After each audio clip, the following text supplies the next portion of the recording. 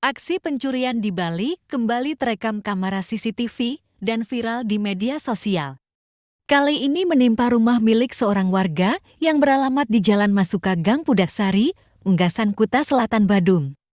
Uniknya, aksi pencurian itu dilakukan siang bolong pada Senin 13 Mei.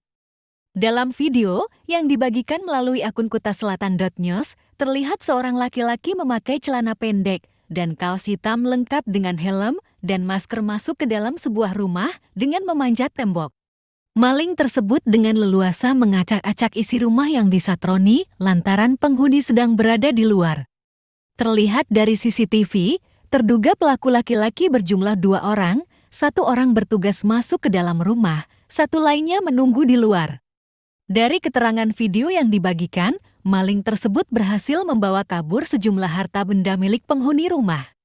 Pelaku berhasil membawa kabur uang kurang lebih 30 juta rupiah, laptop merek Acer, dan HP Oppo F7. Usai berhasil menggondol sejumlah barang-barang berharga, terduga pelaku kabur bersama rekannya dengan menggunakan sepeda motor jenis Vario dengan helm berwarna putih. Unggahan tersebut pun mendapat beragam respons warganet di kolom komentar. Warganet berspekulasi jika terduga pelaku adalah orang terdekat lantaran pelaku terlihat sangat tahu kondisi rumah.